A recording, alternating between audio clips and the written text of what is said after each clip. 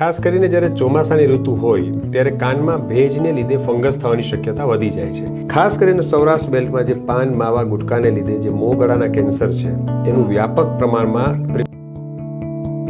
નાના બાળકો અવારનવાર આવી વસ્તુ મોઢામાં નાખી દે છે અને કાનમાં નાખી દે કે નાકમાં, ત્યારે ગંભીર પરિસ્થિતિ સર્જાય. અનેક કિસ્સા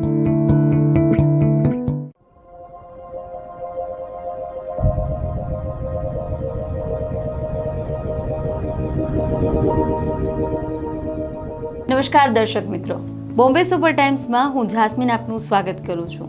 ખાસ કરી અને જે રીતે મોટા ભાગના લોકો અત્યારે આપણે જોઈ રહ્યા છીએ કે નાક, કાન અને ગળાની અનેક પ્રકારની સમસ્યાઓ હોય છે, એનાથી પીડાતા હોય છે.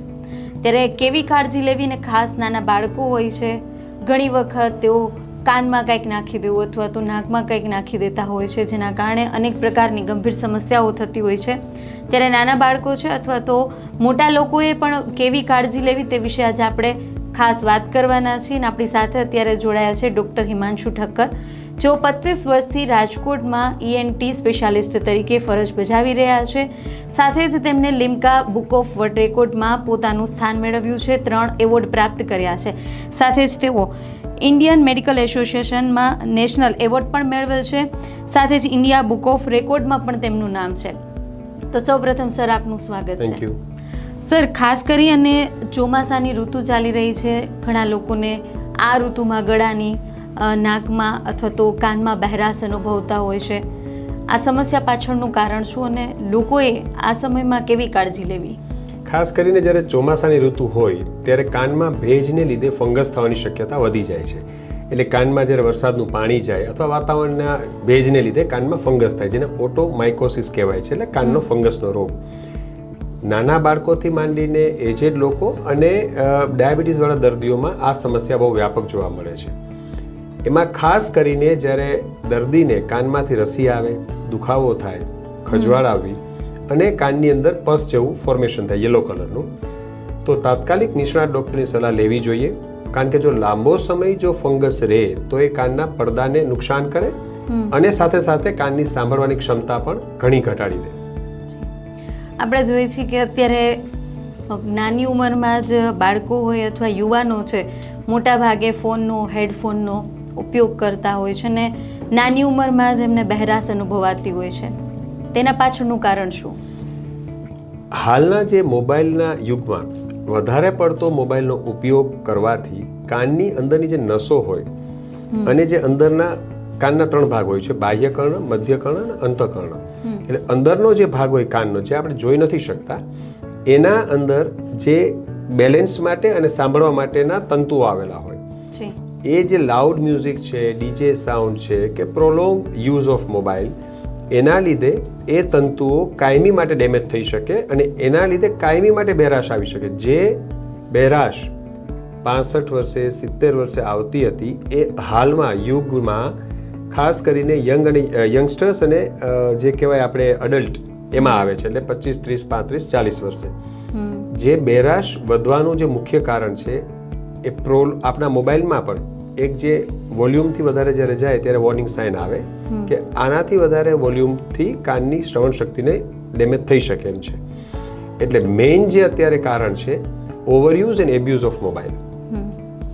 આપણે જોઈએ છીએ કે મોટા ભાગના લોકો છે, થોડું ઘણું ગળામાં દુખે છે અથવા તો કાનમાં દુખે છે, સામાન્ય શરદી થઈ હોય છે તો મેડિકલમાંથી જઈ દવા લઈ લેતા હોય છે. તો શું એ ફાયદાકારક છે? અને જો આવું કરે છે તો એની કોઈ ગંભીર અસર થઈ શકે? શું કહેશો?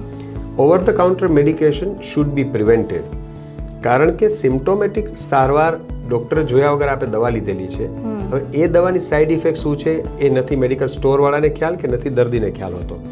એટલે ઓવર ધ કાઉન્ટર મેડિકેશન્સમાં ઘણી વખત દર્દીને ગંભીર રિએક્શન્સ પણ આવવાની શક્યતા રહેતી હોય છે. ઓવરડોઝ પણ થઈ જતો હોય, કેટલો ડોઝ લેવો એ ખ્યાલ ના હોય. એટલે over the counter medication should be પ્રિવેન્ટેડ. અને જ્યારે જણાય ત્યારે નિષ્ણાત ડૉક્ટરની સલાહ લઈને જ મેડિસિન લેવી જોઈએ. અને નિષ્ણાત ડૉક્ટરે લખેલી મેડિસિનનો કોર્સ, ધારો કે એણે 5 દિવસ લખી છે કે 7 દિવસ, તો એ કોર્સ પૂરો કરવો જોઈએ.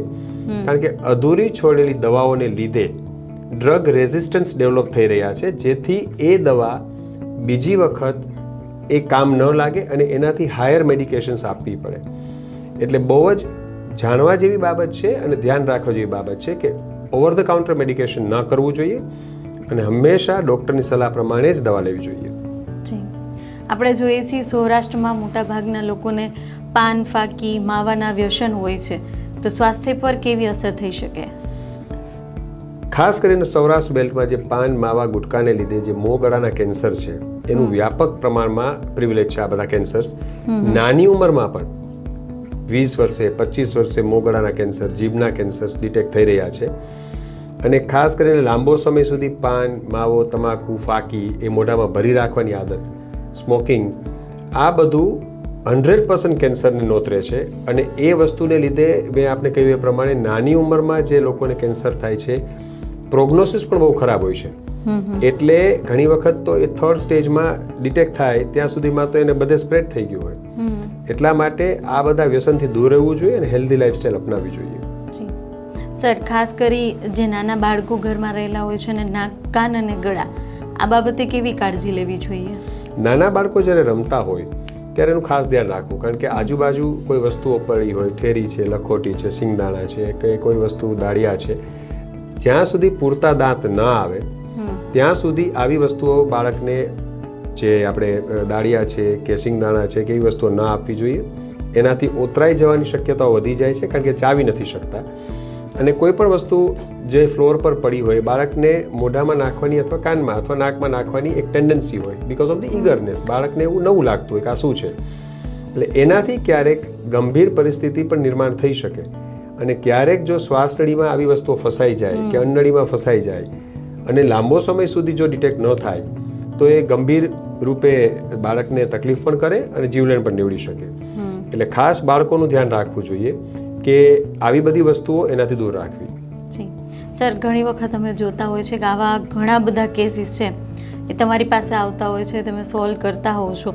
જો કોઈ નાનું બાળક આવું છે તો મોટા ભાગે કોઈ પણ નાકમાં કે કંઈ નાખેલી વસ્તુ છે, તો એવા કેટલા કેસ હશે કે જે તમે હાલના સમયમાં સોલ્વ કર્યા હોય, અથવા તો કોઈ એવો જટિલ કેસ હોય જેના વિશે જણાવશો?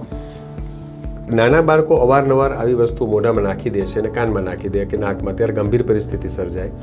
અનેક કિસ્સાઓ અમે લોકોએ સોલ્વ કરેલા છે, જેમાં ખાસ છે મારે મેન્શન કરવા જેવો કિસ્સો છે જે ઇન્ડિયા બુક ઓફ રેકોર્ડમાં પણ મેન્શન છે કે એક બાળકની શ્વાસ નળીમાં 7 વર્ષ સુધી પ્લાસ્ટિકની સિસોટી ફસાયેલી હતી. એટલે 3 વર્ષનું બાળક જ્યારે હતું ત્યારે ગળી ગયું હતું અને જ્યારે 10 વર્ષનું થયું ત્યારે અમારા પાસે આવ્યું અને શ્વાસ નળીમાં ફસાયેલી સિસોટી 7 વર્ષે બહાર નીકળી હતી. અમે લોકોએ દૂરબીનથી કાઢી આપેલી હતી. એટલે આ ખૂબ જ એક વિચિત્ર કિસ્સો પ્લસ એક વોર્નિંગ ટાઈપ ઓફ કિસ્સો છે કે જેની અંદર માતા પિતા માટે પણ ચેતવણીરૂપ છે અને બાળકો જ્યારે રમતા હોય, અજાણતા નાખી દેતા હોય અને એના લીધે કેટલી ગંભીર પરિસ્થિતિ સર્જાય, એક ચેતવણીરૂપ કિસ્સો આ મને ખાસ રિકોલ કરવા જેવો હતો, એટલે મેં આપને જણાવ્યો. પણ અનેક કિસ્સાઓ અમારા પાસે આવે છે જેમાં બાળકની શ્વાસનળીમાં કોઈ વાર સ્ક્રૂ મેટલનો, કોઈ વાર કોઈ દાંત ફસાઈ ગયો હોય, રમતા રમતા કોઈ વસ્તુ મોઢામાં નાખી દીધી હોય અને મેટલની કોઈ વસ્તુ ફસાઈ ગઈ હોય, અને આવા અનેક કિસ્સાઓ અમારા પાસે અવારનવાર આવતા હોય છે. પણ વાલીઓ માટે પણ ચેતવણીરૂપ કિસ્સો છે કે આવું જ્યારે કાનના ગળામાં કોઈ પણ વસ્તુ નાખે, અને ખાસ જ્યારે આવી વસ્તુ ડિટેક્ટ થાય કે નાકમાં બાળકે નાખી દીધું છે તો ઘરે કાઢવાની ટ્રાય કરવાને બદલે તાત્કાલિક હોસ્પિટલ જવું જોઈએ અને નિષ્ણાત ડૉક્ટર પાસે જ એની સારવાર કરાવવી જોઈએ. કારણ કે જો તમે કાઢવા જાઓ અને એ વસ્તુ પાછળ સરકી જાય તો એ સીધી ગળામાં ફસાઈ જાય અને એ વધારે ખરાબ પરિસ્થિતિ નોતરે. તો બેટર છે કે આવું તાત્કાલિક જ્યારે જણાય કે બાળક કંઈ ગળી ગયું છે અથવા કંઈક એને નાખી દીધું છે તો ઇમરજન્સીમાં કાનના ગળાના સ્પેશિયાલિસ્ટ ડૉક્ટર પાસે જઈને જ સારવાર કરાવવી જોઈએ. વૃદ્ધોને આપણે જોઈએ મોટા ભાગે ઓછું સંભળાતું હોય છે, એના માટેના જે મશીનો હોય છે એને લઈને શું કહેશો? એ બાબતે કાળજી અથવા લોકોમાં અવેરનેસ?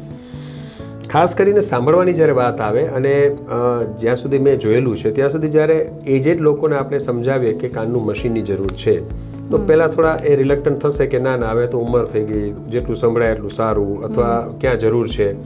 પણ એવું ના હોવું જોઈએ. સાંભળવું એટલું જ જરૂરી છે જેટલું આપણે આંખેથી જોઈએ છીએ.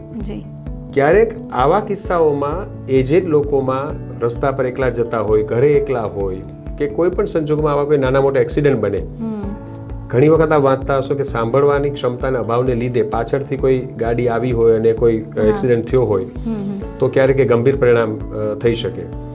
અને સોશિયલ ડિસ્કનેક્શન થાય. ધારો કે આજે કોઈ બે વ્યક્તિ વાત કરે છે અથવા પરિવારમાં કોઈ વ્યક્તિઓ વાત કરે છે અને આપણા વડીલો જો એમાં એક્ટિવ પાર્ટિસિપેટ ન કરી શકે અથવા કોઈ દેવસ્થાને ગયા છે તો કોઈ જગ્યાએ બહાર ગયા છે અને જો એ પ્રોપર કોમ્યુનિકેશન નહીં કરી શકે તો એને લીધે એ લોકોમાં નિરાશા છે, હતાશા છે, એવા પણ રોગો આવે છે કે મને સંભળાતું નથી અને એ ચલાવી લે છે.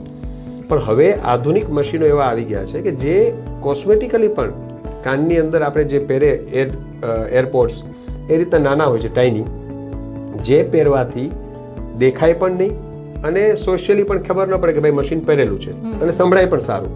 એટલે જે ડિજિટલ મશીન્સ આવે છે એ મશીનને લીધે સાંભળવાની ક્ષમતા પણ સારી થાય છે અને જે બધા આ પ્રોબ્લેમ્સ છે એનું પણ સોલ્યુશન થાય છે. એટલે સ્ટિગ્મા ન રાખવો જોઈએ. જેમ ચશ્મા આવે અને ચશ્મા પહેરવા પડે એમ બેરાશ એજેડ લોકોમાં જ્યારે આવે ત્યારે વાસ્તવિકતા સ્વીકારી અને મશીન અવશ્ય પહેરવું જોઈએ. તો દર્શક મિત્રો, આપણી સાથે અત્યારે ડૉક્ટર હિમાંશુ ઠક્કર જોડાયા હતા. ખાસ કરી નાક, કાન, ગળાની કઈ બાબતની કાળજી લેવી અને ખાસ કરી આજની જે યંગ જનરેશન છે મોટા ભાગે હેડફોનનો યુઝ કરતી હોય છે, જેના કારણે તેમને કાનની તકલીફો થતી હોય છે. આપણા ઘરમાં રહેલા જે નાના બાળકો છે એની કેવી રીતે કાળજી લેવી ખૂબ જ સરસ રીતે આપણને સરે સમજાવ્યું. અને ખાસ મહત્વનું કે આપણા ઘરમાં જે રહેલા વૃદ્ધો હોય છે એમને જો સાંભળવાની તકલીફ થાય છે તો એમને મશીનનો ચોક્કસથી ઉપયોગ કરવો જોઈએ. સર, આપ અમારી સાથે જોડાયા, દર્શક મિત્રોને ખૂબ જ સરસ માહિતી આપી, તે બદલ આપનો આભાર. Thank you.